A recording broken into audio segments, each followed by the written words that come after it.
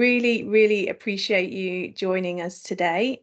My name's Lisa Hackett. I am the Chief Social Worker at Frontline, and essentially my focus is making sure that children and their families remain central to everything that we do at Frontline.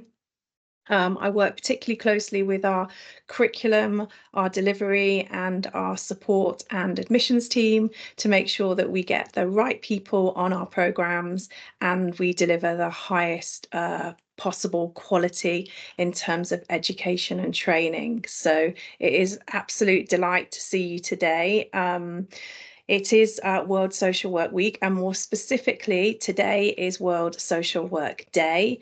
The theme is a shared future for transformative change. And this theme is actually rooted in a global agenda this year, and it emphasises the need for social workers to adopt and be innovative and take on community-led approaches, and that these approaches are grounded in Indigenous wisdom and that they are also harmonious and can coexist with nature. So it's kind of quite a bold theme, but probably at the moment, in terms of everything that's going on in the world, it's probably quite a fitting theme for us to hold in mind. For those of you that aren't aware, and hopefully most of you are, but Frontline is England's largest social work charity. Everything we do is focused on getting better outcomes for children who need a social worker. We want to keep them safe from harm, and we want to make sure that they have every possible chance available to them to fulfill their potential.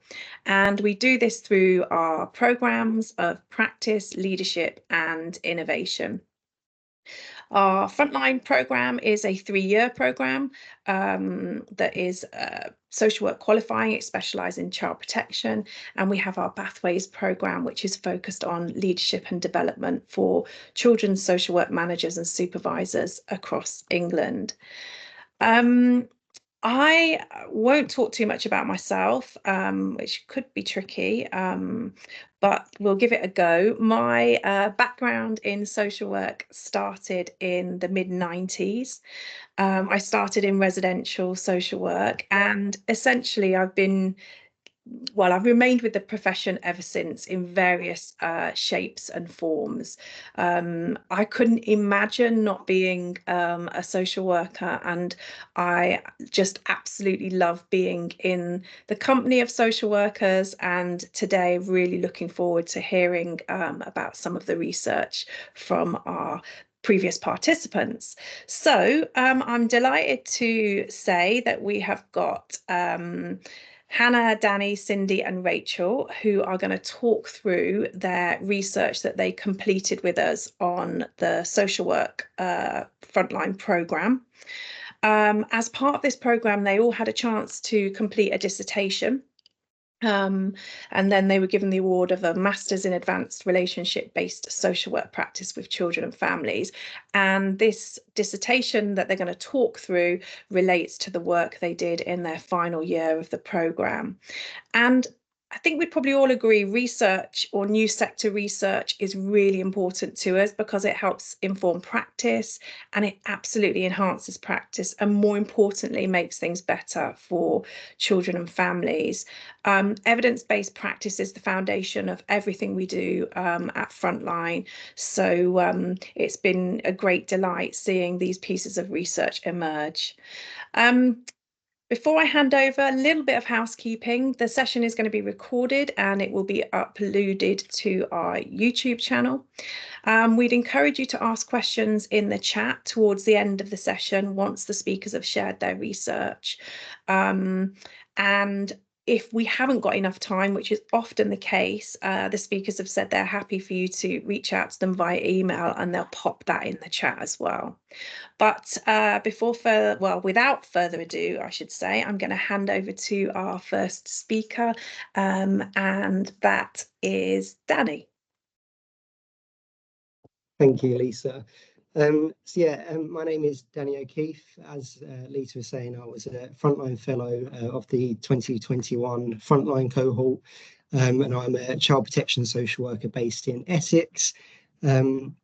And obviously today I'm going to talk to you about the dissertation that I've done for my second year of the Frontline programme, the title of which was just on the screen there. Let me just get that up. There we go. So the title was Improving Practice Through Gaining an Awareness of My Gender and Its Impact as a Male Social Worker. So the topic widely was about gender, and more specifically, it was about my own practice as a male social worker and how I kind of felt that being a male social worker impacted my practice. So I suppose the background of it really was the curiosity had come about more or less instantly when I started training as a student social worker, because I very quickly noticed that I was one of very few males working in my office. So I think I was maybe one of three, maybe four males in the office of maybe up to 80 other females. And it became very obvious to me, and it was a big part of my practice in a way that I didn't expect it to be. And I suppose more widely, the background for male social workers is that only around 17% of social workers are actually identify as male. And then on top of that, around 20% of social workers who end up leaving the profession are also male. So even though we make up a small percentage of the gender in the profession, we make up a fairly large proportion of the gender that leave the profession. So yeah, like I said, it became quite a prominent part of my practice in a way that I didn't expect. And in society, there was things happening such as the tragic killing of Sarah Everard that was kind of still in the news at that time. And I instantly kind of drew parallels with that, because that was a murder committed by a male police officer who was a person who's supposed to be in a position of power, and not only that, but a position of trust. And obviously you can see why I draw parallels with that in myself, because I am a male professional who is in a position of power, and again, more importantly, is someone who should be trusted.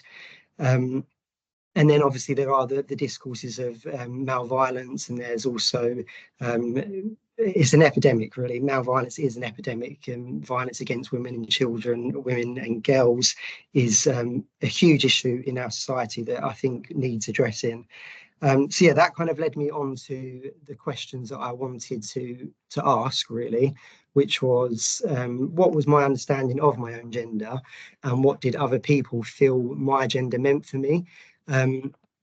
And more widely, then how that impacts the children and families that I work with. So a couple of aims that I then whittled down to were to improve my awareness of my gender, but ultimately to use that new awareness of gender to have more confident conversations with the children and families I work with about gender and how I think it influences our relationships and my practice. And when I was kind of doing my literature research, I come on to this quote that you're seeing on the screen now, which was by Scourfield, and it says that there are several different discourses of masculinity present in the social work office. Dominant amongst these is the imagining of men as threatening bodies. And I think that's a really powerful quote, and I think the author intended it to be to, I suppose, speak about the discourses of male clients, which is absolutely something that happens. But I also feel like there is a discourse about male professionals that happen in social work offices. And I suppose male professionals, particularly working with fathers, there are big discourses around that. And then another study that I was really interested in was written by a guy called David Galley, and his research was into male social work students and their experience on qualifying programs. And his one of his famous papers was called "Social Work is Women's Work," right? And with a question mark. So again, quite emotive, and made me question a lot of things about myself and my practice and why I was doing this in the first place. So moving on to the research and what I actually did, I initially wanted to include clients, professionals, and young people in my research, but unfortunately, the client that I come across that I wanted to work with as part of the research, it was a dad things were going really well, and then unfortunately he'd raised that he felt that my gender and my sexuality, more specifically, was an issue for him and his comfortabilities in working with me. So I then quickly retracted and kind of didn't feel very safe doing that research. So I changed kind of last minute, and I ended up doing two semi-structured interviews with one with a male social worker and one with a female social worker. And then I used a thematic analysis to kind of code examples from those interviews using the quotes, which then put together 5 overall themes. One was males as threatening bodies, which was a theme inspired by the quote that you see on the previous slide. Then there's knowledge, skills, awareness, lack thereof, assumed or actual.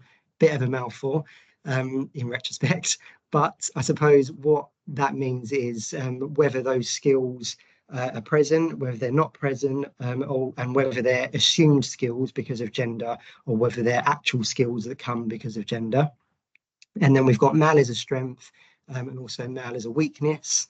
And then finally, intersectionality. And I spoke about my sexuality. I'm a gay male, so that was something big for me. And then we also spoke quite a lot about race, actually, and how the experience of black male social workers would ultimately be different to mine as a white male because of the privilege I hold in that. So I suppose the findings that I'd done, the clicker's not working. There we go.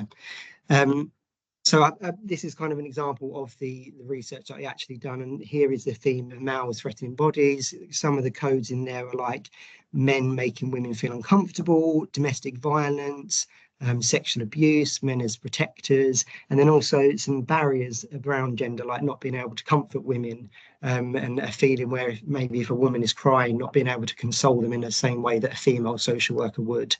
And then also females not wanting male social workers.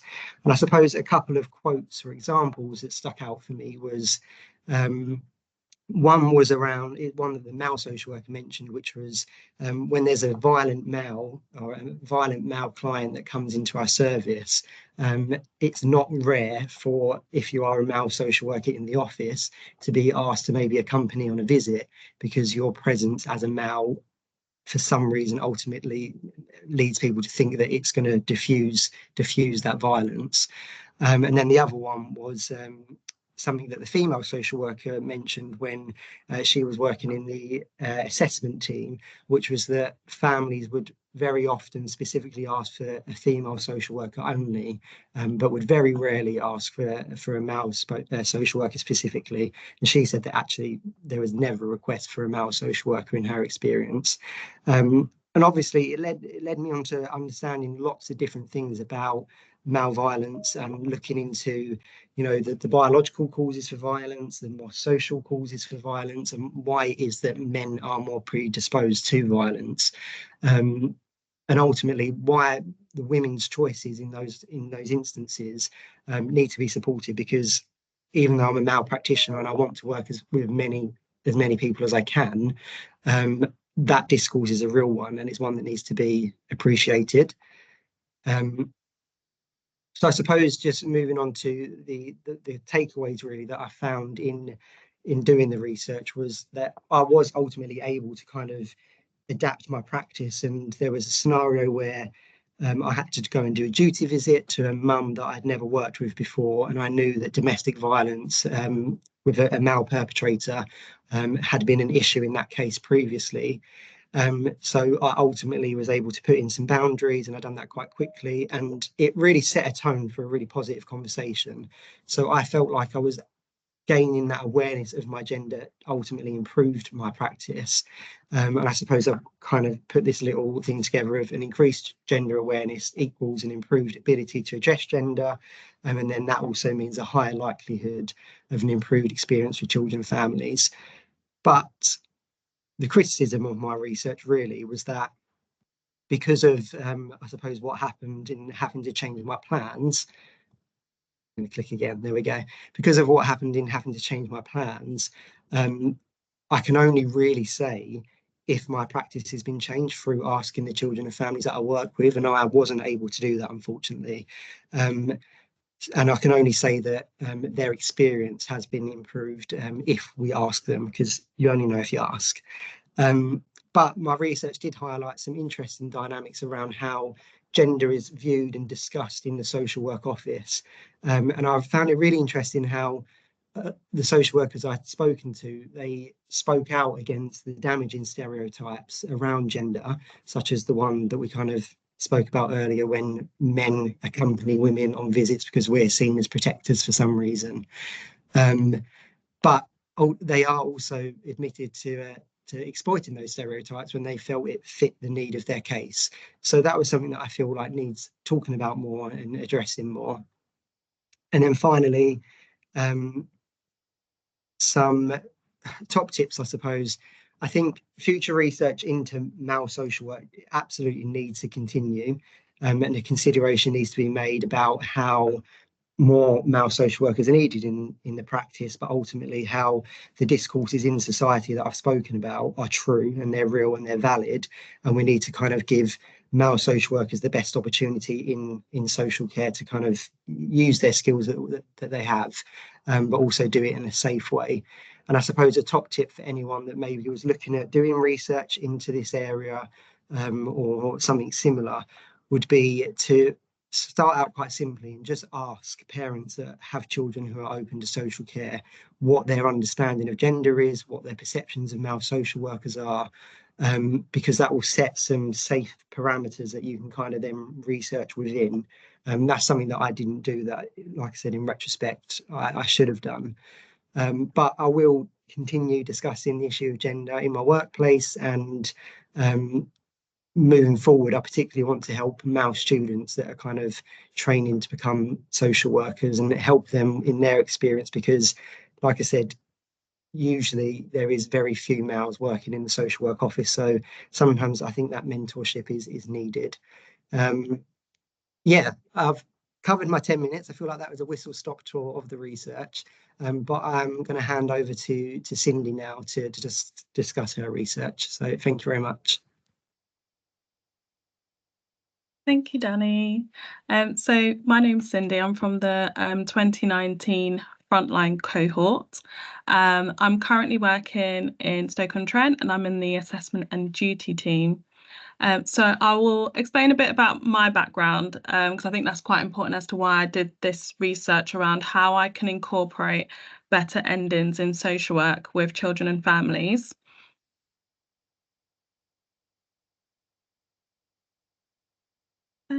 Next slide. Thank you. So in terms of like my professional, the professional roles I had before I went into Frontline, I worked as a therapeutic care worker. So I was working with children with a diagnosed eating disorder in a Tier 4 setting. So it meant that they were, sectioned under the Mental Health Act, and they were living in the hospital for the duration of their treatment. And I also worked as a senior rights and participation officer in Surrey, and part of that role was working in a children and young person haven in Surrey. So it's a place for young people to access, to talk about their concerns, worries, mental health in a confidential and friendly, supportive environment.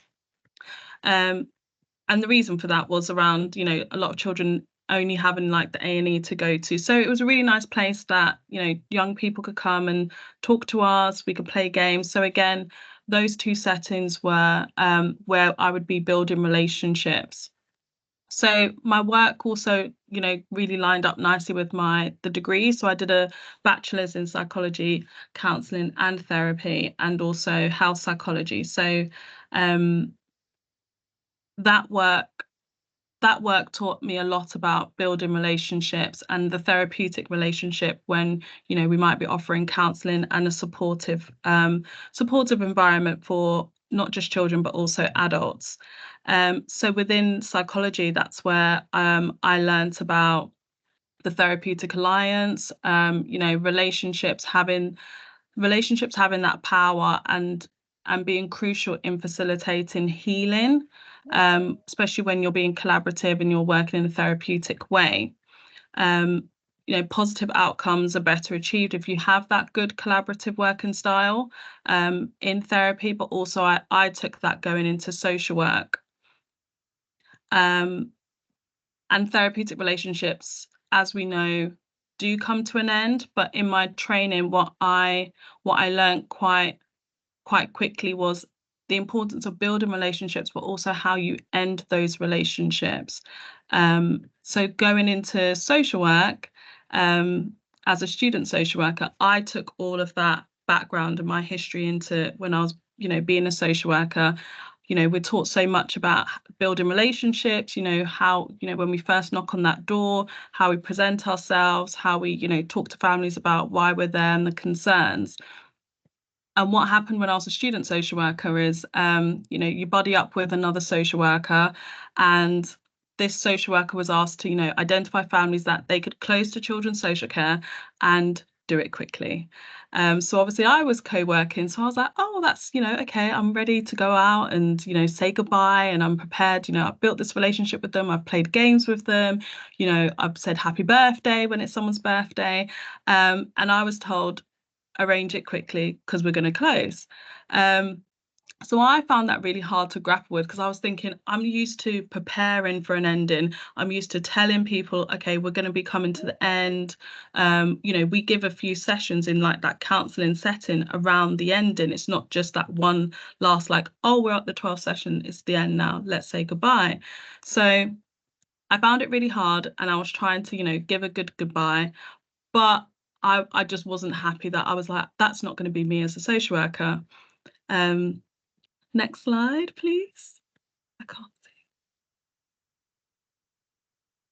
So this is how, oh, sorry, I went too far forward. So this is how I ended up deciding what I wanted to do with my research, because as I said, I thought that's not going to be me. I'm going to always make sure I do good endings.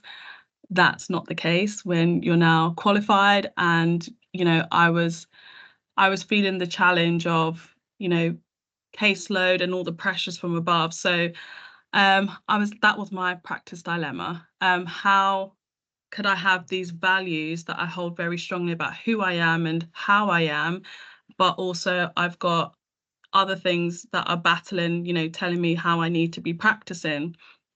So during the course of being in Frontline, I really liked the narrative therapy approach that we were taught, because I felt that really did speak to me about, being systemic, having that strength-based approach. I very much, introduced myself as being strength-based, and also being respectful and humbling myself in, when I'm going to meet families, and also not to have that, a non-blaming stance when I'm there, or even try to be an expert, because I could never be anyone's expert in their lives. And that's how I came to decide about what I wanted to do for my research. If I could go to the next slide, please.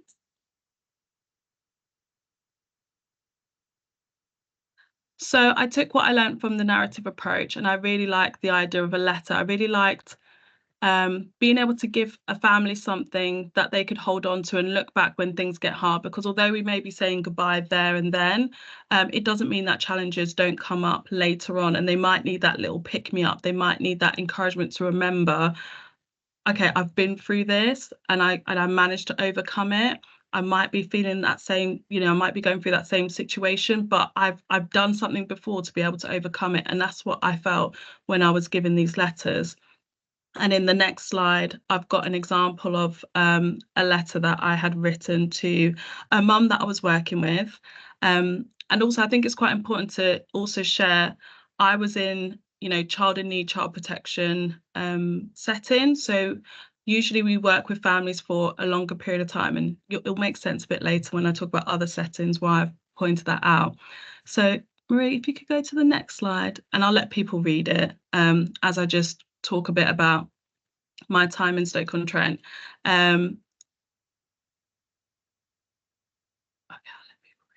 So that's an example of a letter. So obviously I've been working with this family for a number of months. I picked the child up with mum because they didn't have a way of getting home from the hospital. So I drove the baby home to, drove baby and mum back home, and I'd been working with them for a number of months, and they were in the UK and were moving back to their home country. And during my time in Stoke-on-Trent, I did end up leaving, so I ended up having to practice a bit of what I was preaching and see if I could really give those goodbyes. And I'm happy to say that I didn't have any regrets with the goodbyes that I experienced with families. By that point, a lot of the families I was working with were quite long term, so there was quite a strong relationship that we did have. And the goodbyes were hard. I did find it hard. But I'll talk a bit more about that in the next couple of slides. Could I go to the next one, please? And hopefully, if you haven't managed to read it, they'll send the slides out. So I ended up moving to a different local authority, and I also moved into a different team. So I was now in a court team, and that was really different because of the nature of why you're there and what you're having to do, and the level of scrutiny that's there. And obviously, parents are having to go through parenting assessments, and the relationships I built were very different. They weren't what I had experienced before.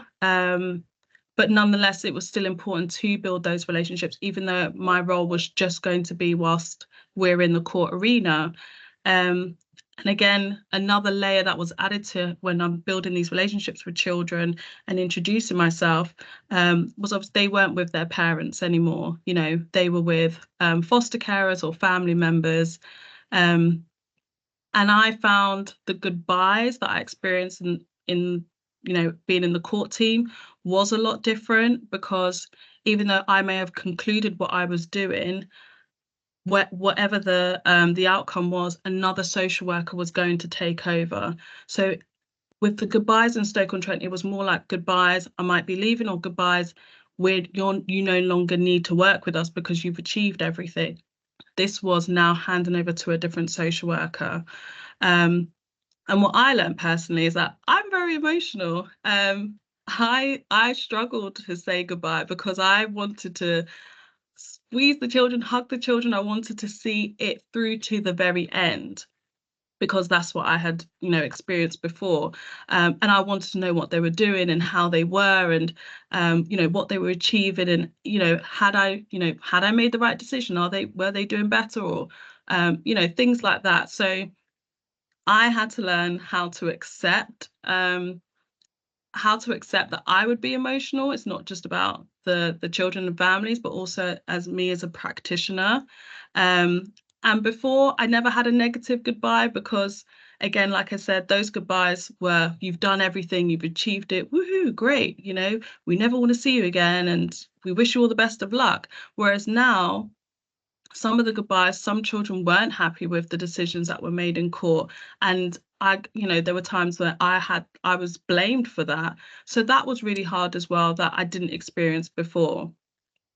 But one thing what I did learn with a few goodbyes is to, when going in, which could be a tip as well, is giving the children a bit of a heads up as to, you know, the duration of my role, that it is short term, or it is time sensitive, if that's the right word. So that also helped to give parents and children and families an idea of, I'm not there to see it to the very end. Next slide, please. So as I introduced myself, I'm now in the assessment and duty team. So endings, again, are completely different, because I'm working with children and families for such an even shorter window, so anything up to 45 working days, and that's it. So what I've come away from, so my reflections and like my tips are, you know, an ending is still possible. It may not have looked like how it was when I was in Stoke-on-Trent and I was a child in need and child protection social worker, but I can still say goodbye. Even if I'm handing over to another social worker, I've entered into that family's life. I've knocked on the door, been welcomed in, or not welcomed in, but I've been in that home. I've spoken to the children. I've said, this is what I'm going to do. This is what I'm thinking. And, you know, sometimes it's a goodbye. They don't need us, but sometimes it's a goodbye. But here's the next social worker. So goodbyes are there. I've learned, obviously my research was in 2021, this is now 2024. I've been in different roles. So yeah, goodbyes can still happen. They just might not be appropriate to write that letter. That's probably for the next social worker to try and do. And one of the things I just wanted to quickly end on was when I saw a child outside of work. And this was a young person, teenager, 17, had been in care, got his, care order discharged, seen it, done it all. When you look on the system, how many social workers he had, it was such a high number. And unfortunately, there was, child criminal exploitation. And we had to move him and his family like 2 counties away. And this was the time I was leaving. And also he's 17 and he knows when I'm 18, I don't need you guys and things like that. He didn't want to tell me what was going on, but we knew something was happening. So this ended up he ended up going through this. And then I'd ended up doing the thing that I thought, no, I'm going to be a social worker till he's 18. I'm going to be the last one. And I wasn't, that wasn't the case. But then I saw him and the window was open and I was like, oh gosh, what do I do? But I just drove and I heard like him say, is that Cindy? So I was like, okay, I felt like if I drove away, I'd be rejecting him. And I never knew really how he felt about everything because it was such a whirlwind. And I reversed and we had the nicest conversation and he updated me on everything. And he was the same child he was then. He was cheeky. He was obviously now an adult. He was still trying to sort things out. But it just made me think that although I was really upset leaving because I felt I'd let him down and I'd been like everyone else on that long list that had just walked away, something told me that actually it was okay. I did what I could and it was good enough. So I just thought I'd share that because sometimes we don't know how things turn out. We don't know if we did, a good job or not. But that gave me a bit of hope. So my last tips are find something that's close to you. I ended up finding something that was close to me and, researching it was so interesting, drawing on therapy and psychology and how this could relate to social work. Think of something that you won't get bored after a while, because it can be quite a long experience, when you've got other things going on. And also be prepared that what you think is like the best thing for everyone to do may not apply to everyone. It may not apply to all the different settings you might find yourself in social work. And that's me. So I am handing over to Hannah. Thanks, Cindy. Hello, everyone, and happy World Social Work Week. My name is Hannah, and it's just great to hear all the different research that has been shared so far and the personal connections. It makes me feel quite comfortable sharing with you quite a personal story and my motivations, my why for my research topic, which you see there on that slide, was about understanding caregiver identity in social work. I'll say a little bit about myself before moving on to the next slide. So I work with children in need and at risk, have done so since 2021. I'm part of the 2021 Frontline cohort. I completed my master's last year. And I personally, I'm a wife, I'm a mother of 2. I am a career changer. I worked for almost 2 decades, actually over 2 decades as a lawyer. Think of that as you will, but relevant. I set this out from a systemic perspective and to illustrate just the fluid nature of identity and how you may be negotiating that even for me in this space. So next slide, please. So I would like to use the next 9 minutes or so to just outline how I want to share the summary of my research with you. So I'll share the story, my motivation, the why behind my research, And then I will share kind of 2 broad claims to knowledge. We'll get to that in a second. I would like to be able to spend the bulk of my time on tips, practice tips, that I am taking along in my journey, but I hope will be of use to you in your journey.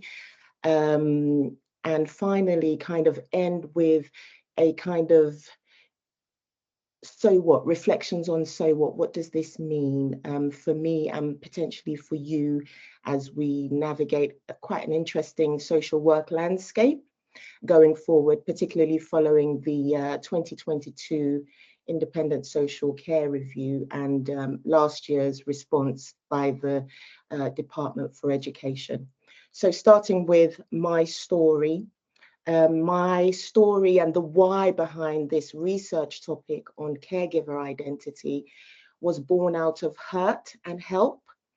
And again, being a systemic practitioner, I'm aware of the current context that we're in. If you've been following the news lately, Diane Abbott, and whatever you may think of her, but the way her identity has been brought into light within research, within the latest news.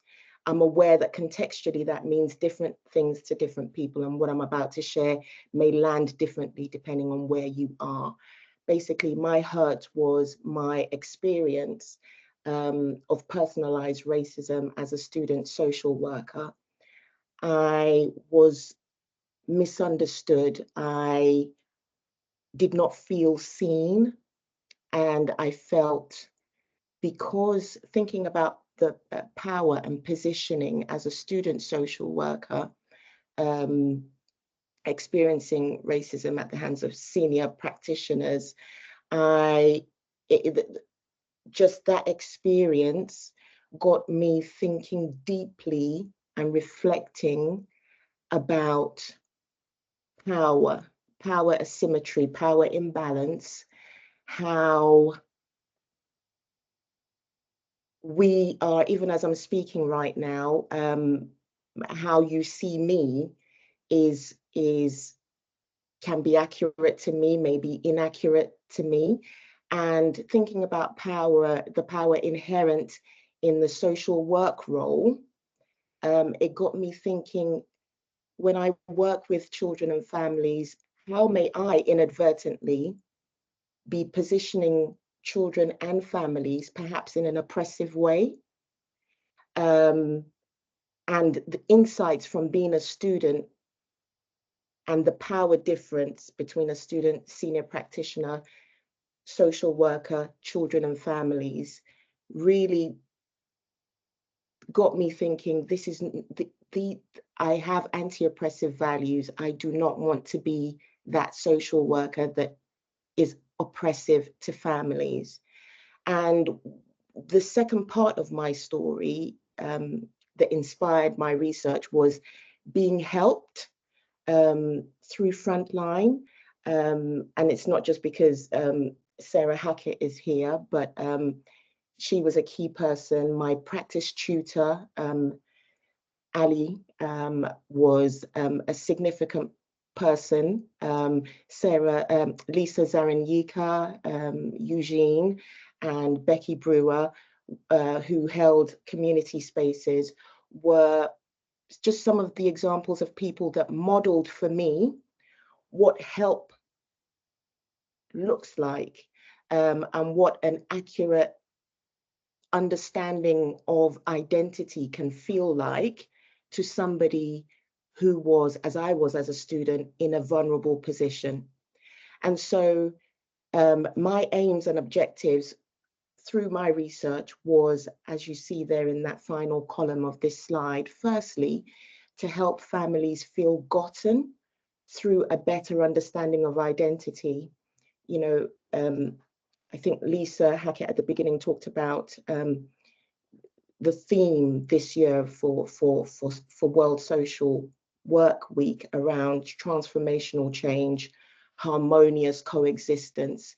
How can we say we are doing social work without even understanding the families, the children that we're working with, I personally don't believe that we even begin to scratch the surface of relationship-based work, of the potential for transformational second-order change, the lasting kind of change that means that we can truly step away and that families can own their change if we do not understand the identity of those that we are working with.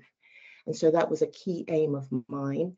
And secondly, thinking and action research, those frontline participants who are here, or those who have conducted action research, it's a special kind of research where you are looking at an aspect of your practice, looking to improve.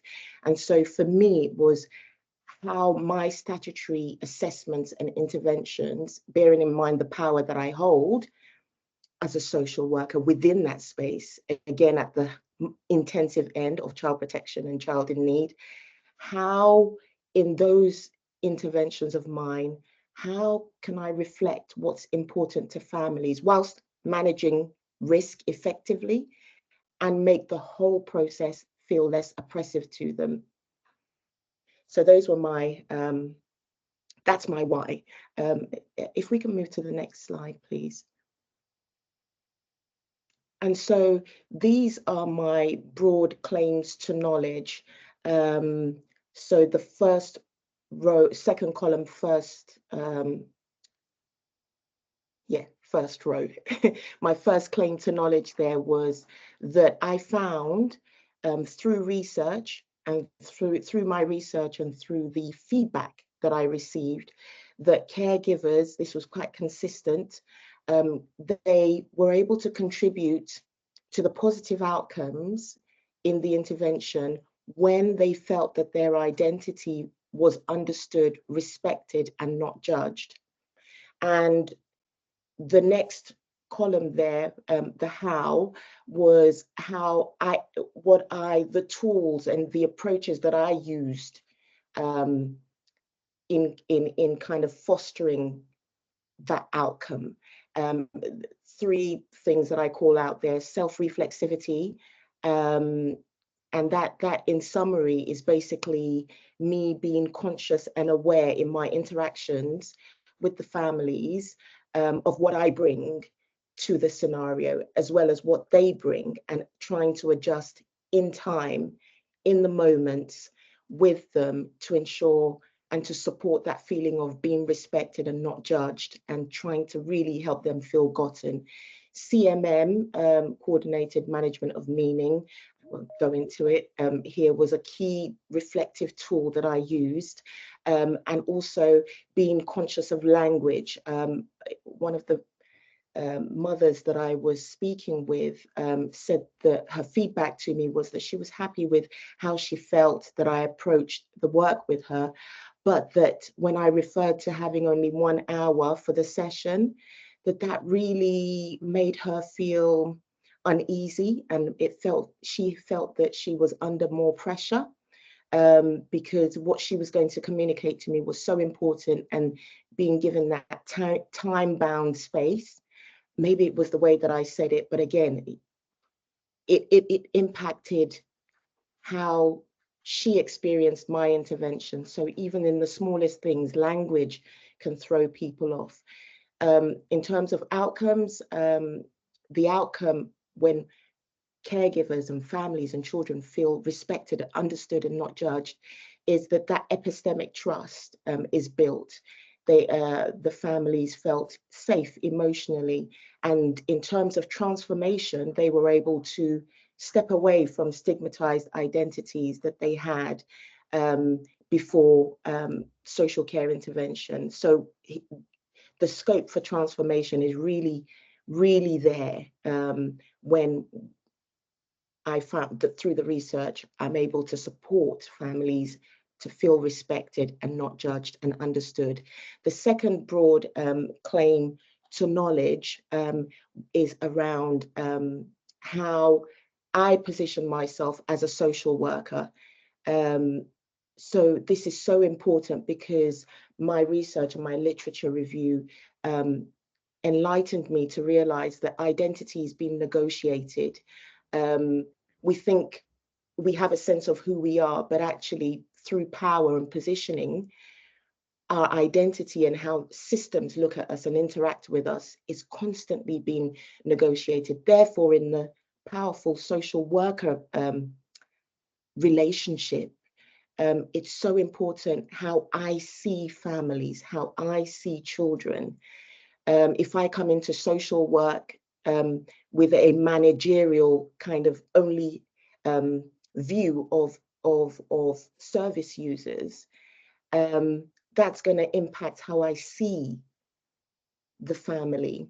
And so the tools there that helped me hold that space for families was thinking about intersectionality, anti-oppressive practice, and third order thinking. These are all things that can be unpacked with more time. Sadly, we don't. So I'm just going to that last box there at the bottom, the outcomes when I was able to really center myself and remain conscious of what I'm doing with families, was that the case closures were more effective, transformation took place. And one example of that transformation with one of the families that I worked with was a care experienced, this mother's care experienced child eventually being able to be returned safely to the mother's care.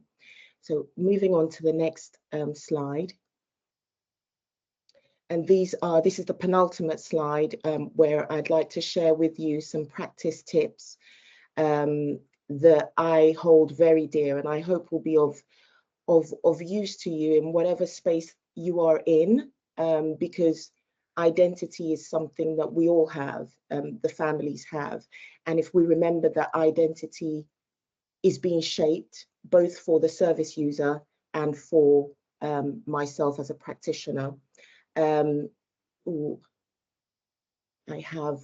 have run out of time. I really don't want to go. Just if I can have just one more minute just to outline this. This is tip number one. Please look after yourself emotionally. It affects body language, and the families recognize this and see this. Please, secondly, remain curious how you see children and families. It helps with managing bias. Thirdly, the tools that we use with working with families are important, but really the families are seeing what they feel is the empathy and the compassion that we have in our interactions. And also, lastly there, please don't be afraid to advocate for children and families, because this then helps to address the structural disadvantages that otherwise we may inadvertently blame them for, when this has really, they're struggling with that, as we all are. And final slide, the so what of all of this is firstly to acknowledge that we operate in a stretched system. So all of these things that we talk about, we're trying to apply it to a system where we feel overworked, not enough time to do the work that we want to do. But I hope that with the proposed changes to social care, that we are able to continue to prioritize just how we make families feel through recognizing and respecting their identity. Thank you so much for listening. I'm going to hand over to Rachel. Hi everyone. Aware we're running out of time, so I'm going to try and not say everything, but say enough that you've got enough information. So my research topic was around supporting nonverbal children and how we can better understand and advocate for the child. As I said, I hate technology when we are planning one.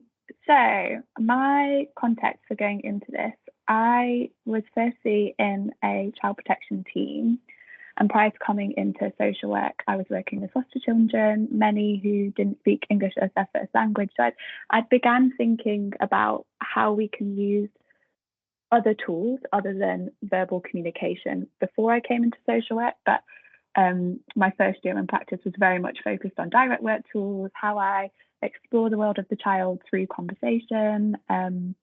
And my work was all focused with neurotypical children. So when I moved into a children with disabilities team, I felt quite stunted to start with. I didn't have any training, didn't have any experience with sign language or any training to do with social work practice for children with disabilities. I found it quite frustrating. I was working with children mostly with autism and who was absolutely nonverbal. It was just the way my caseload came to be within the first few months of being in the team. And I started feeling very frustrated with the like reports I'd get from GPs, even the referrals I would get from professionals, all saying that the child is nonverbal, so therefore can't communicate their views. And I think part of the frontline training was all about relationship-based practice and capturing the voice of the child, and very much thinking about how we write sensitively and placing parents and the child at the centre of our interventions. So that's kind of where this research idea came from, of just how can I do that? How can I better my own practice? What tools can I learn from other professionals doing it really well? And it was helpful to me to have this as a focus for a whole year when I was first in the team. So how did I do this? I began by looking at what was already out there. So I think very quickly I learned that there wasn't actually a lot of guidance officially about work with children who were nonverbal. I think it's an area for expansion. Anybody who has some influence in social work training, I would say, please make it part of it. I wanted to try and give myself a pattern that I could use across my practice, but that's something I also learned, that our practice needed to be flexible. I might have one idea that would work with a child in this area, but it wouldn't work with the next child I worked with. So I found myself kind of zooming out. I was looking at what neurodiversity was, what neurodiversity meant, what neurotypical meant, and went on a deep dive of social constructionism and just what disability means in society. Many of us here are justice-minded, so this may resonate. Through my research, I found a real test to my own idea of what normal was and how I was being oppressive without even realising it in my practice, simply walking into a family's home and having expectations that I would be able to do something in a certain way when somebody might have a developmental delay, when communication is challenged for whatever reason, when my very presence in the home could be very anxiety-provoking, when there are there's machines in the room because of the child's disability. All of those things I needed to adapt the way I practiced and have patience and be flexible to the needs of the child and the family.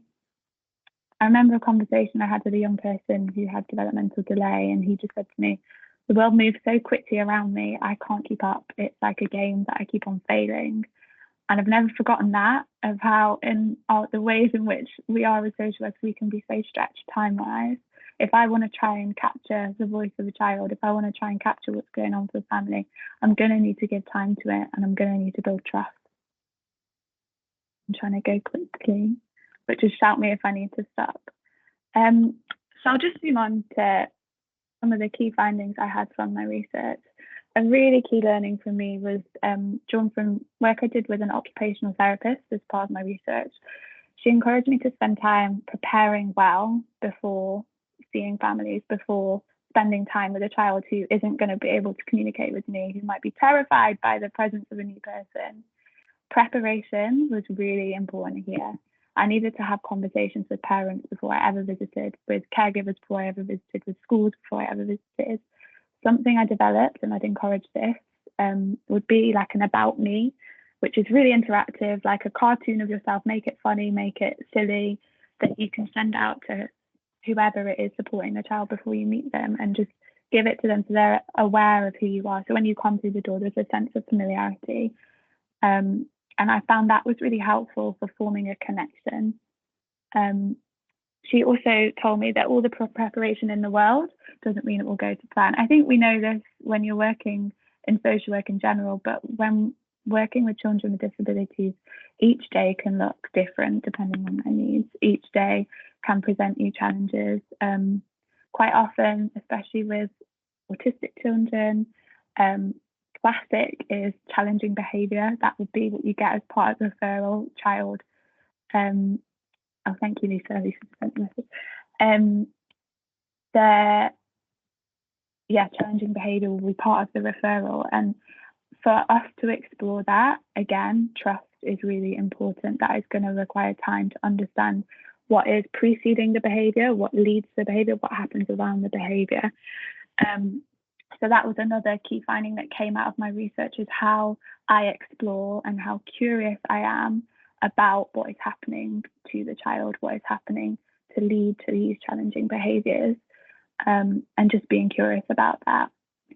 So flexibility was important. I might walk into a family's home and the child's having an absolute meltdown, having a terrible day, and I need to be able to stay in that space. I need to be able to stay there safely, not trigger the child further, but to be able to sensitively write about what is going on for that family in the family's home. I need to be there.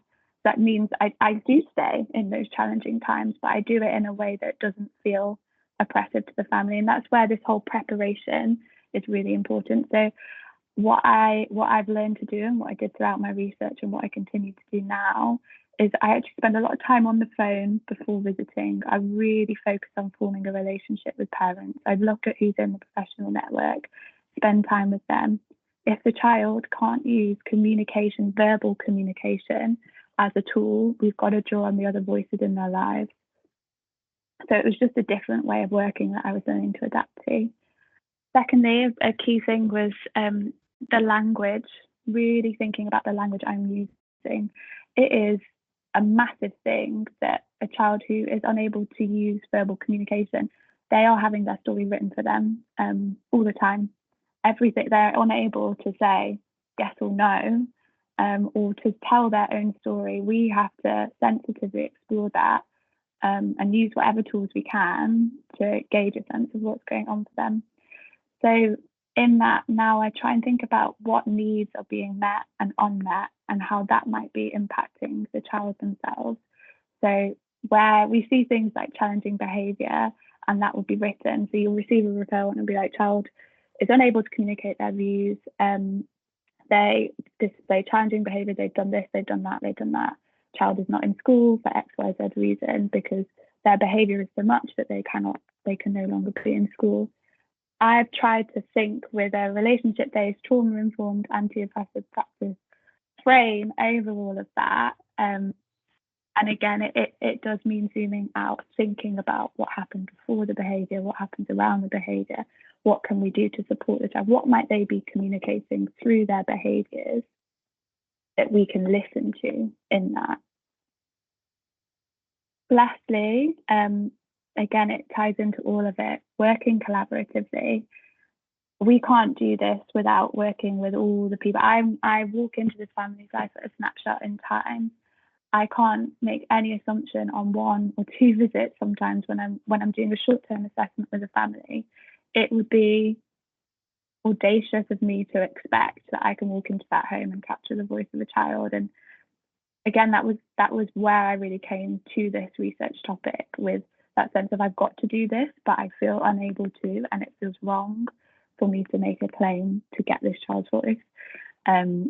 So working collaboratively felt like the only way I could do that with any sense of effectiveness. So in that, I was really drawn to ideas of attachment, and the idea of forming a temporary secure base with families, taking them on the learning journey with me and inviting their feedback throughout it all. I began discussing with parents what their views were on the child's voice, and I'd do that by drawing the child. So I'd get a math piece of paper and I'd draw the child in the middle, or we'd put a picture of the child in the middle, whatever they felt comfortable with. And we'd start exploring different areas of the child's life and just use that as a way to think about what the child would say if they could speak, think about what ways they do communicate to us, think about what communication styles they might be using that aren't words. And getting all of that out, we started exploring what the child's sense and experience of the world was. Something I did find with that was sometimes parents had no idea how to begin having that conversation. And that was kind of step one. If there was no way of us understanding what was going on for the child, then we needed to draw in some professionals at that point. So it would be working with speech and language therapists, it would be thinking about CAMS involvement. So that in itself was a bit of an intervention tool.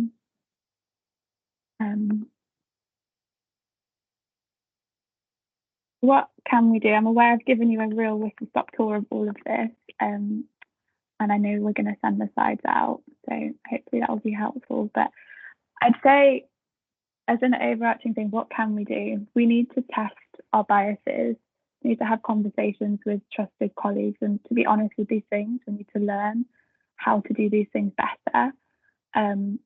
It isn't good enough when it isn't good enough to just write quickly. I've done it. I say that with judgment, but I've done it myself. So I'm giving myself a little reminder in this that it is going to take a lot of ourselves. It's going to require more time, but we need to work collaboratively when we're working with non-verbal children.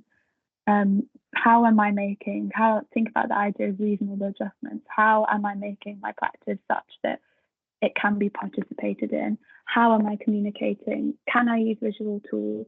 Often children with disabilities, often children with autism, a lot of the time there's genetics involved in it. Very likely, we don't always have that information, very rarely if we had that information, but it has been common that parents would also have autism or their own learning needs.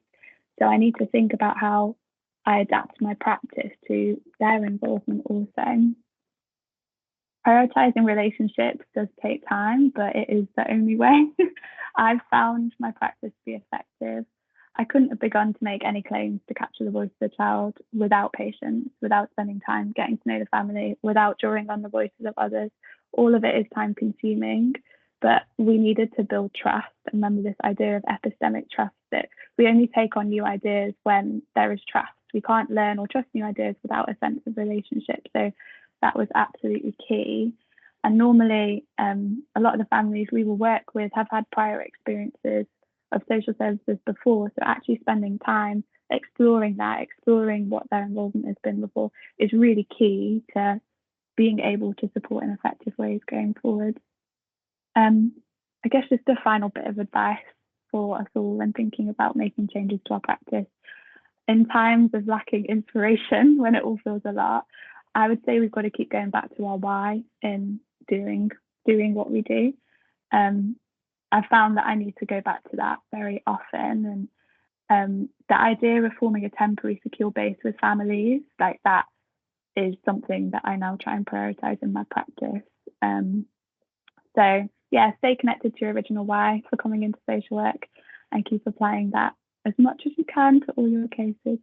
Thank you very much. I'll pass back on to Lisa now. Oh, thank you so much, Rachel and Hannah and Cindy and Danny. Thank you for talking us through your why, because that's really what I took from that. There were some great insights that you've shared in your research, and inevitably, as is often the case in social work, you've ended up sharing aspects of your identity and your experiences that have impacted you during the course of your learning. And yeah, thank you for your generosity in talking so openly about them.